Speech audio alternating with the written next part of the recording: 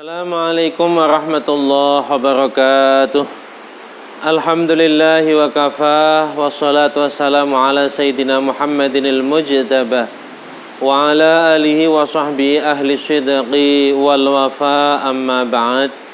Sahabat-sahabatku, santriwan, santriwati Pondok Pesantren As-Salafiyah yang saya cintai dan yang saya banggakan, pada kesempatan ini kita akan melanjutkan materi pelajaran tajwid yang kemarin.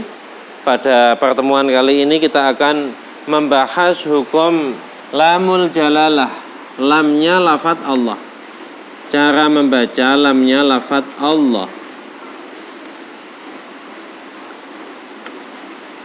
Bacaan lam jalalah atau lamnya lafadz Allah itu ada dua macam. Yang pertama dibaca dengan bacaan tafkhim, dengan bacaan tebal. Yang kedua dibaca dengan bacaan tarqiq, tipis. Jadi lam jalalah itu memiliki dua segi, dua macam bacaan. Yang pertama dibaca dengan bacaan tafkhim atau bacaan tebal. Kemudian yang kedua dibaca dengan bacaan tarqiq, tarqiq atau tipis. Kapan lam jalalah itu dibaca dengan bacaan tebal? Yaitu ketika jatuh sesudah dhammah atau jatuh sesudah fathah. Jadi ditandai ketika ada lamul jalalah yang jatuh sesudah harokat dhammah atau jatuh sesudah harokat kasrah, maka jatuh sesudah harokat dhammah atau jatuh sesudah harokat fathah, maka lamul jalalah harus dibaca dengan bacaan tafkhim, bacaan tebal. Bagaimana bacaan tebal? Itu bacaan lam jalalahnya itu dibaca dengan lah. Contoh seperti wa huwallahu fa akhadahumullahu syahidallahu qul huwallahu Allahus samad.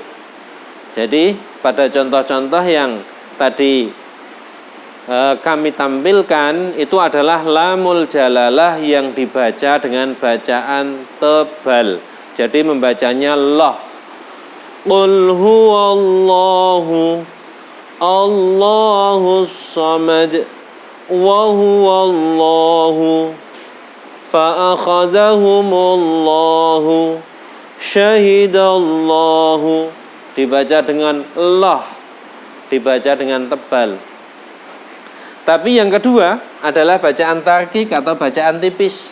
Kapan lamul jalalah itu dibaca dengan bacaan tipis, dengan bacaan lah, bukan lah tapi dibaca dengan lah, yaitu ketika lamul jalalah jatuh sesudah harokat kasrah. Seperti contoh ini, bismillahi, jangan bismillahi, jangan bismillahi, alhamdulillahi. Ini dibaca dengan bacaan tipis, bacaan tarqiq. Kemudian materi kita yang kedua yaitu tentang bacaan ra. Ini tentang bacaan ra. Ra ini juga memiliki dua segi atau dua macam bacaan. Yang pertama adalah tafkhim, yang kedua adalah tarqiq. Jadi bacaan ra yang tafkhim ketika ra itu menyandang harokat fathah, ini harokat fathah. Kemudian ketika menyandang harokat dhammah. Kemudian ketika mati jatuh sesudah harokat fathah atau mati jatuh sesudah harokat dhammah. Jadi cara menandai ra yang dibaca tafkhim itu mudah, seperti tadi yang saya jelaskan. Bagaimana ra itu ya dibaca dengan bacaan tafkhim? Yaitu kita membacanya dengan suara yang memenuhi rongga mulut. Kita membaca dengan suara yang memenuhi rongga mulut. Rabbi habli, ini ada ra yang berharokat fathah. Membacanya harus Rabbi habli alam tara. Nah, itu dengan suara yang memenuhi rongga mulut. Alam tara wa arsala, atau bisa ditegaskan bahwa ketika kita membaca tafkhim, membaca tebal ra, itu bibir kita agak maju sedikit.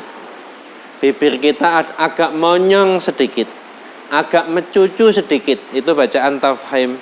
Wa arsala wa ilaihi turja'un wa arsala alaihim tarmihim. Jangan tarmihim, jangan. Itu bacaannya tarkik, bukan tafkhim. Kalau tafkhim ini bibir ini agak maju, atau bisa samakan ketika kita membaca tafkhim, yaitu dengan suara yang suara itu memenuhi rongga mulut. Rabbi habli alam tara nasaru kafaru nasrum minallah. Yang pertama ketika ra berharokat fathah, Rabbi habli alam tara.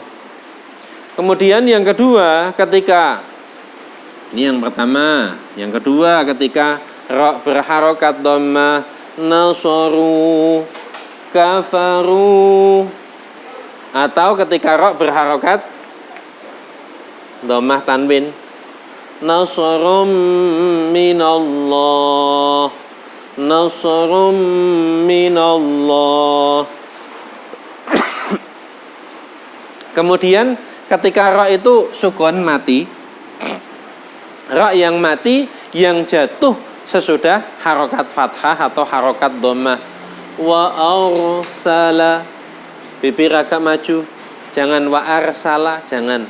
Wa arsala alaihim tayran ababil, wa arsala tarmihim, jangan tarmihim, jangan. Tarmihim, bibir agak maju, suara memenuhi rongga mulut. Wa arsala alaihim tarmihim bihijarah, tarmihim bihijarah. Sudah bisa difahami? Kemudian yang pertama, kedua, ketiga, kemudian yang keempat, ketika jatuh sesudah hamzah wasal. Ini hamzah wasal ini. Ini hamzah wasal. Irji'i, irhamna, itu membacanya harus irji'i, bibir agak maju, suara memenuhi rongga mulut.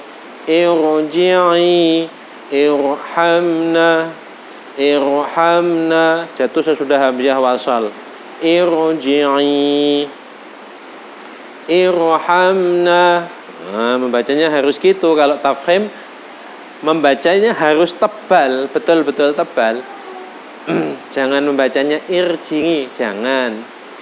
Membacanya harus irji'i, irhamna, irji'i, irhamna. Membacanya harus tebal.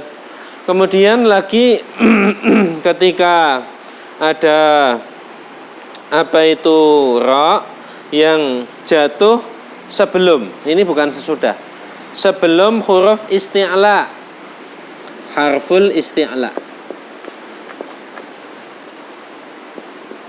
Huruf isti'la itu apa? Huruf isti'la itu huruf yang terkumpul pada perkataan khussa daghdin qid, khussa daghdin qid, khussa daghdin qid.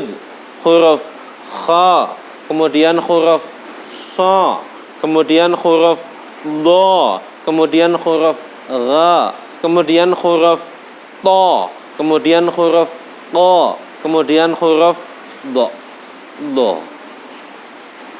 Jadi ketika ra mati dan terletak sebelum huruf isti'la, huruf yang terkumpul pada perkataan khussa dhaghtin qid. Itu ra dibaca dengan bacaan tebal. Membacanya harus monyong, agak monyong, dan suara memenuhi rongga mulut. Labil mirsad, labil mirsad, qirtas. Kemudian yang kedua adalah bacaan tarkik tipis. Tipis ini bibir agak ditarik ke belakang. Bacaan ra yang tipis itu bibir agak ditarik ke belakang, kemudian agak meringis. Jadi bacanya rima hukum wayassir li. Nah, ketika ra mati berharokat kasroh atau jatuh sesudah harokat kasroh. Pokoknya kalau kasroh berharokat kasroh atau jatuh sesudah harokat kasroh, bacaannya harus tipis. Wa yassir li rima hukum wa yassir li. Membacanya meringis, bibir ditarik ke belakang. Tapi kalau yang atas yang dibaca tafhim itu membacanya harus tebal. Harus tebal, ra fathah harus tebal. Rabbi habli, suara memenuhi rongga mulut, bibir agak dimonyongkan sedikit. Rabbi habli, bibir agak monyong. Alam tara nasaru, ketika fathah, ketika dhammah. Kafaru nasrum minallah. Kemudian ketika ra mati jatuh sesudah harokat fathah atau ra mati jatuh sesudah harokat dhammah. Wa arsala wa ilaihi turja'un, wa arsala turja'un. Kemudian ketika jatuh sesudah hamzah wasal irji'i, membacanya tebal, suara memenuhi rongga mulut. Irji'i irhamna, agak monyong. Kemudian irhamna irji'i. Kemudian ketika ra mati jatuh sebelum huruf isti'la, huruf yang terhimpun pada perkataan khussa dhaghtin qid, khussa dhaghtin qid. Seperti ini ra yang mati sebelum shad. Labil mirsad, labil mirsad, labil mirsad, agak monyong. Qirtas. Kemudian bacaan ra yang kedua tarkik ketika kasrah. Rima hukum berharokat kasrah, atau di sini mati tapi jatuh sesudah harokat kasrah. Wa yassirli, kalau tarkik tipis itu bibir ditarik ke belakang, agak meringis. Wa yassirli rima hukum. Paham ya adik-adik ya? Barangkali hanya ini saja yang bisa saya sampaikan pada kesempatan ini. Mudah-mudahan banyak guna dan manfaatnya kajian tajwid pada kesempatan ini. Dari saya cukup sekian. Assalamualaikum warahmatullahi wabarakatuh.